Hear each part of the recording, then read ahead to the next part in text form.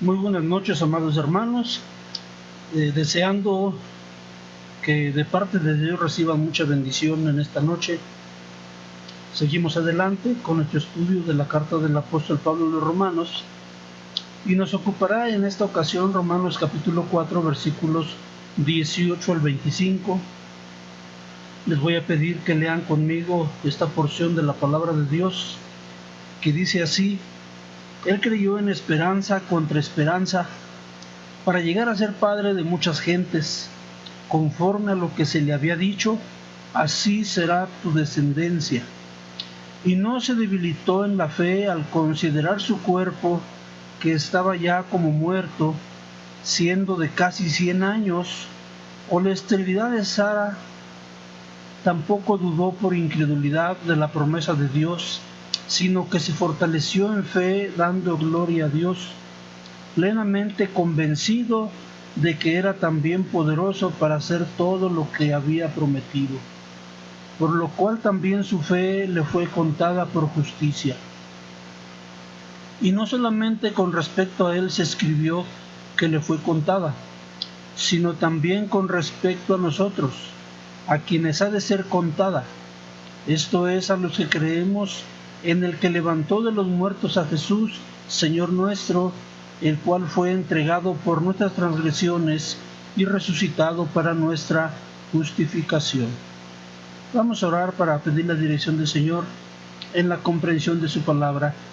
Padre Santo, Dios bueno y maravilloso, que eres justo y santo, pero a la vez misericordioso, y que en tu palabra, Señor mío, por medio de nuestro Señor Jesucristo, puedes armonizar esta naturaleza tuya para beneficio y bendición nuestra. Quiero rogarte, Señor mío, que estés tocando los corazones de todos nuestros oyentes, que esta palabra tuya nos haga afirmar nuestra fe y que, Señor mío, estemos todos atentos, pero gratos delante de ti. Te lo rogamos en nombre de Cristo Jesús. Amén. Quiero decirles, hermanos, que aquí el apóstol Pablo, en esta porción de la palabra de Dios, hace una comparación,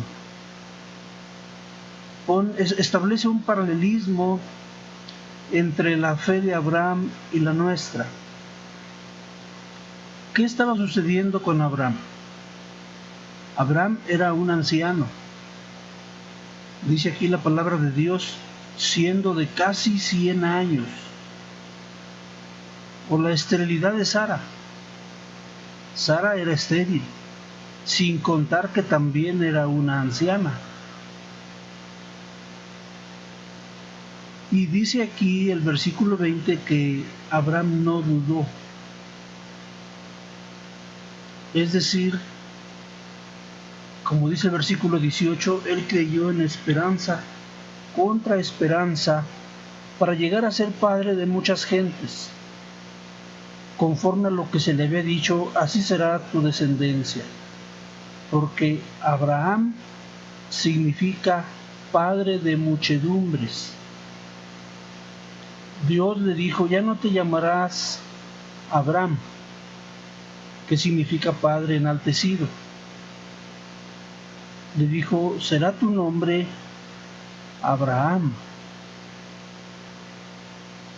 Y Abraham significa padre de muchedumbres.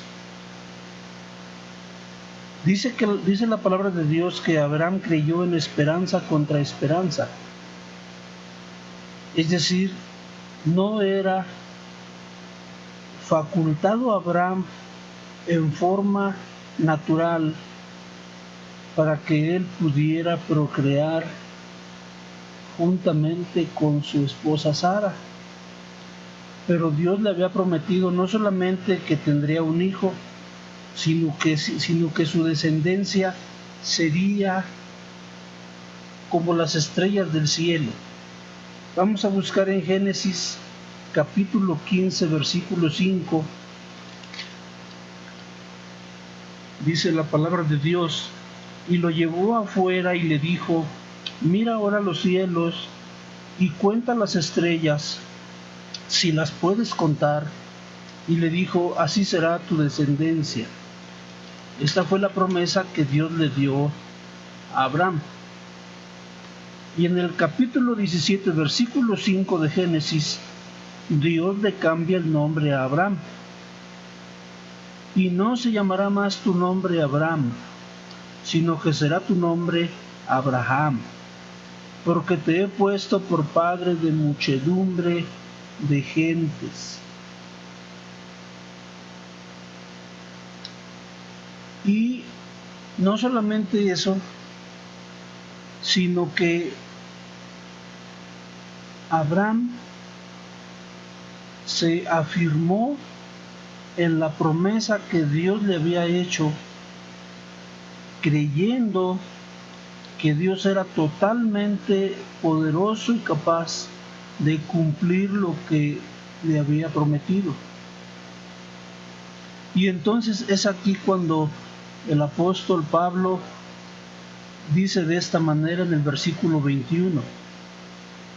Romanos 4:21 dice la palabra de Dios: plenamente convencido de que era también poderoso para hacer todo lo que le había prometido, por lo cual también su fe le fue contada por justicia. Es decir, cuando creyó Abraham a Dios, su fe le fue contada por justicia. Y el apóstol Pablo hace entonces un paralelismo con nosotros.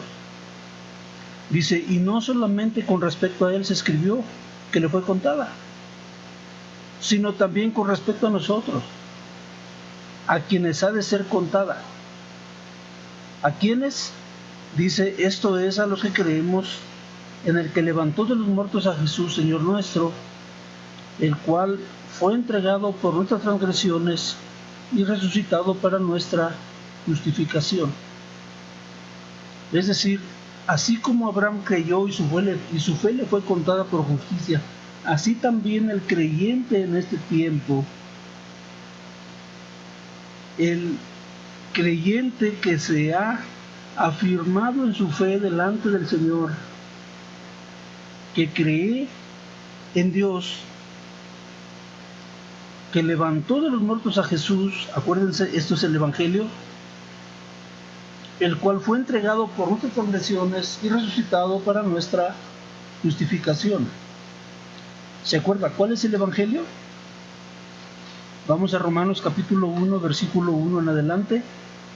Dice: Pablo, siervo de Jesucristo, llamado a ser apóstol, apartado para el Evangelio de Dios. ¿Qué es el Evangelio de Dios? Versículo 2: que él había prometido antes por sus profetas en las Santas Escrituras acerca de su Hijo, nuestro Señor Jesucristo, que era del linaje de David según la carne, que fue declarado Hijo de Dios con poder según el Espíritu de santidad, por la resurrección de entre los muertos, y por quien recibimos la gracia y el apostolado para la obediencia a la fe en todas las naciones por amor de su nombre. Y este es el Evangelio que nosotros creemos. Este es el Evangelio que ahora a los creyentes se nos cuenta nuestra fe por justicia. Miren, el primer sermón que el Señor Jesús comenzó a predicar se encuentra en Marcos 1:15. El Señor Jesús vino a Galilea predicando el Evangelio del reino de Dios. Y él decía: el tiempo se ha cumplido, el reino de Dios se ha acercado, arrepiéntanse y crean en el Evangelio. ¿Y qué es el Evangelio? Precisamente lo que el apóstol Pablo está diciendo en Romanos 4:24, sino también con respecto a nosotros, a quienes ha de ser contada, esto es, a los que creemos en el que levantó de los muertos a Jesús, Señor nuestro. ¿Se fijan? Esto es el Evangelio. Y a los que creemos, nuestra fe nos es contada por justicia. Dice el versículo 25, el cual fue entregado por nuestras transgresiones y resucitado para nuestra justificación. Fíjense bien, amados oyentes, la invitación bíblica que todo predicador del Evangelio debe hacer está dirigida a creer en el Evangelio. No está dirigida a recibir a Cristo en el corazón, no está dirigida a hacer una oración de fe, está dirigida, como el Señor Jesucristo lo dijo en Marcos 1:15, arrepiéntanse y crean en el Evangelio. Esa es la invitación que todo predicador del Evangelio que se precie de servir al Señor tiene que hacer. Amados oyentes, la necesidad de todo hombre está centrada en arrepentirse y en creer en el Evangelio. Y este es el Evangelio, que Cristo Jesús, Señor nuestro, fue entregado por nuestras transgresiones y resucitado para nuestra justificación. Y si creemos, entonces nuestra fe nos es contada por justicia de manera individual y particular, así como a Abraham su fe le fue contada por justicia cuando creyó a Dios la promesa: así será tu descendencia. Aunque él fuera anciano y aunque su esposa fuera estéril, él no dudó, sino que creyó. Y así como a él, también a nosotros, nuestra fe nos es contada por justicia. La invitación, vuelvo a repetir, vuelvo a recalcar: si usted quiere ser salvo, tiene que creer en este Evangelio, que el Hijo de Dios se encarnó en Jesús, fue hijo de David, era el dueño del trono de Israel, y ahora está a la diestra del Padre, habiendo resucitado entre los muertos y afirmando para nosotros una salvación eterna y permanente. Voy a leer otra vez Romanos 4, versículos 23 al 25. Y no solamente con respecto a él se escribió que le fue contada, sino también con respecto a nosotros, a quienes ha de ser contada.